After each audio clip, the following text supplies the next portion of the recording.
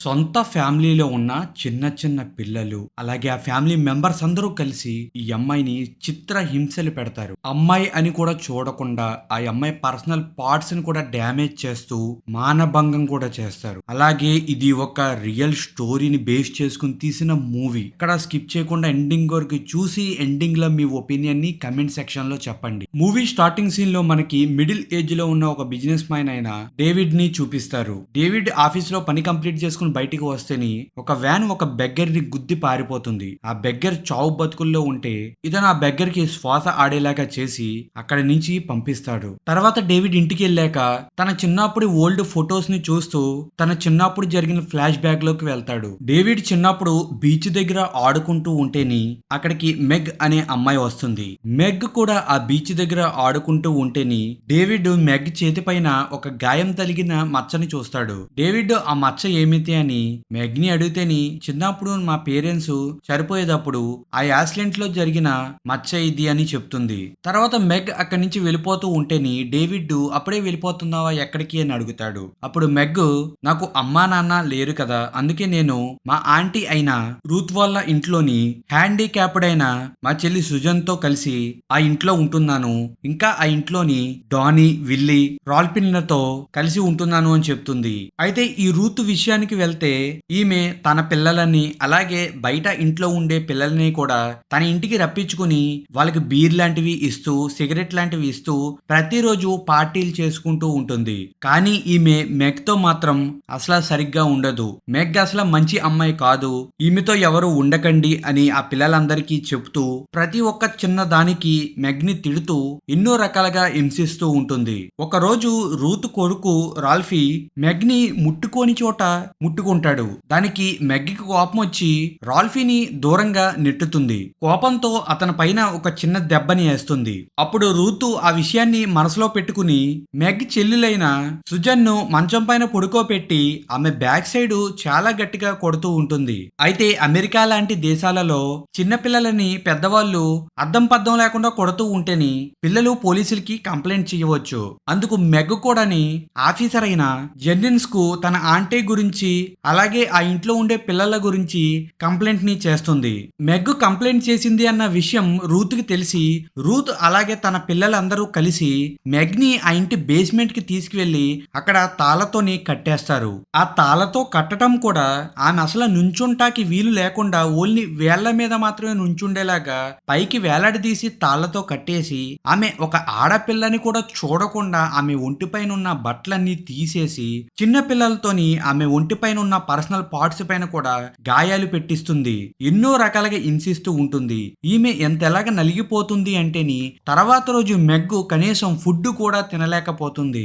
ఆ తర్వాత రోజు ఆ ప్లేస్ కి డేవిడ్ వస్తాడు. డేవిడ్ ముందే మెగ్ ని మళ్ళీని వేలాడి తీసి ఆమె బట్టలన్నీ విప్పేసి ఆమెను మళ్ళీ యాస్టీస్ గా టార్చర్ పెడుతూ ఉంటారు. ఈ రోజైతే ఇంకా దారుణంగా ఆ చుట్టుపక్కల నుంచి కూడా బయట పిల్లల్ని కూడా పిలిపించి ఈమె బాడీ పైన సిగరెట్స్ తోని కాల్పిచ్చి ఎన్నో రకాలుగా హింసిస్తూ ఉంటుంది. డేవిడ్ అక్కడ జరిగే దృశ్యాలన్నీ చూసి మెగ్ ని ఎలాగన్నా గాని ఆ నరకం నుంచి కాపాడాలి అని తన అమ్మ దగ్గరికి వెళ్లి విషయాన్ని చెప్పాలి అనుకుంటాడు. కానీ డేవిడ్ వాళ్ళ అమ్మ వాళ్ళు ఆ విషయాన్ని వినే పరిస్థితుల్లో ఉండరు. ఇక ఆ తర్వాత రోజు పోలీస్ ఆఫీసర్ మెగ్ వాళ్ళ ఇంటికి వస్తారు. రూతు పోలీస్ ఆఫీసర్ ఇంటికి వచ్చాడు అన్న విషయాన్ని తెలుసుకుని బేస్మెంట్ లోకి వెళ్లి అక్కడ ఉన్న డేవిడ్ ని అలాగే మెగ్ ని కూడా బెదిరిస్తుంది. నేను పైకి వెళ్తున్నాను, మీరు కింద ఏదన్నా చిన్న సౌండ్ చేసినా గానీ నేను తిరిగి వచ్చి మీ ఇద్దరిని చంపేస్తాను అని బెదిరించి ఈమె పైకి వెళ్తుంది. అప్పుడు డేవిడ్ మెగ్ తో అంటాడు, రూత్ అలాగే తన పిల్లలు పైన పోలీస్ ఆఫీసర్ దగ్గరికి వెళ్ళాడు,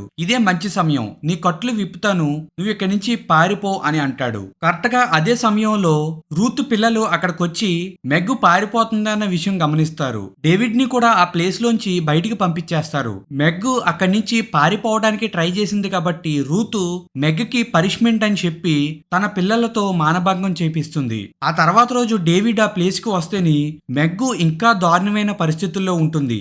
ఆమె ఒక చచ్చిన శవం కింద మారిపోయి ఉంటుంది. డేవిడ్ అక్కడికి వచ్చిన తర్వాత రూతు వాళ్ళ పిల్లలు అందరూ కలిసి మెగ్గు ముఖం పైన ఈమె ఓన్లీ ఆ పనికి మాత్రమే పనికొస్తుంది అని ఒక పచ్చపోటు వేద్దామని మాట్లాడుకుంటూ ఉంటారు. కానీ రూతు మాత్రం ఇంకా దారుణంగా ఆలోచించి తన దగ్గర ఉన్న ఒక పిన్నిని రూతు వేడి చేసి మెగ్గు పొట్ట పైన కాల్చిన ఆ మేకుతోని ఎవరన్నా గాని నాతో ఇంటిమేట్ అవ్వచ్చు అని పచ్చ బొట్టుని వేసేస్తుంది.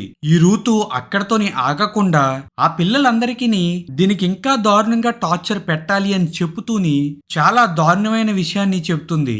నేను మెగ్ పర్సనల్ పార్ట్ ని మంట వచ్చే గనతో కాలుస్తాను అని ఆ పిల్లలకి చెప్తుంది. వాళ్ళందరూ కూడా దానికి అగ్రి చేసేస్తారు. అయితే ఆ మాట వినగానే డేవిడ్ వీళ్ళందరూ మనుషులు కాదు సైకోసు, ఈ విషయాన్ని ఎలాగైనా నేను బయటికి వెళ్ళి చెప్పాలి అని అక్కడి నుంచి పారిపోవడానికి ట్రై చేస్తాడు. కానీ రూత్ పిల్లలందరూ కలిసి డేవిడ్ ని పట్టుకుని అతన్ని కట్టి పక్కన పడేస్తారు. ఆ తర్వాత రూతు మెగ్గు పర్సనల్ పార్ట్ ని మంట వచ్చే గన్నతో కాల్చేస్తుంది. ఒకవైపు నుంచి డేవిడ్ అక్కడ జరిగే ఈ దృశ్యాలన్నీ చూస్తూ కుమిలిపోయి ఏడుస్తూ ఉంటాడు. ఇక ఆ తర్వాత రూమ్ లోని మెగ్ ని అలాగే మెగ్ చెల్లెల్ని ఉంచుతారు. వీళ్ళిద్దరితో పాటుగాని డేవిడ్ కూడా అక్కడే ఉంటాడు. డేవిడ్ మెగ్ చెల్లెలతో చెప్తాడు, ఇక్కడి నుంచి మనం ఎలాగైనా తప్పించుకోవాలి, లేకపోతే మీ అక్క చనిపోతుంది అని.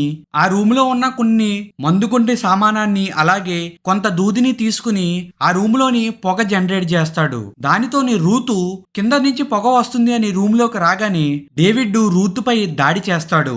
రూతు కళ్ళు తిరిగి కింద పడిపోతే డేవిడ్ ఆ వాకింగ్ స్టిక్ తోని రూతు తలపైన కొట్టి చనిపోయేలాగా చేస్తాడు.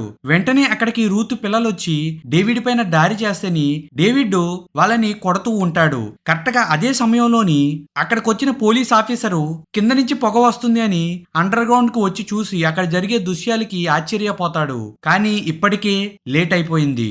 మెగ్గు చనిపోయి ఉంటుంది. డేవిడ్ బాధతోని మెగ్గు పక్కన పడుకుని నేను నిన్ను కాపాడలేకపోయాను అని ఏడుస్తూ ఉంటాడు. ఇక్కడతో సీను ప్రెజెంట్ కు వస్తుంది. ప్రెజెంట్ లో ఉన్న డేవిడ్ తన చిన్నప్పుడు జరిగిన ఈ ఘోరమైన సిచ్యువేషన్ ని ఒకసారి ఊహించుకుని మళ్ళీ బాధపడతాడు. ఆ తర్వాత రోజే డేవిడ్ తన చిన్నప్పుడు ఏ లేక్ లో మెగ్ ని కలిశాడో అదే లేక్ దగ్గరికి వెళ్లి మెగ్ ని ఊహించుకుని నీ ఆత్మకి శాంతి కలగాలి అని అనుకుంటాడు. ఇక ఈ సీన్ తోనే ఈ మూవీ ఎండ్ అయిపోతుంది. ఫ్రెండ్స్, ఇది ఒక రియల్ స్టోరీ అని నాకు తెలిసిన తర్వాత నిజంగా ఇంత దారుణమైన మనుషులు ఉంటారా అని నాకు అనిపించింది. మరి ఈ మూవీ స్టోరీ అంతా మీరు విన్నారు కాబట్టి మీకు ఏమనిపించిందో కమెంట్ సెక్షన్ లో ఖచ్చితంగా మీ ఒపీనియన్ ని షేర్ చేసుకోండి.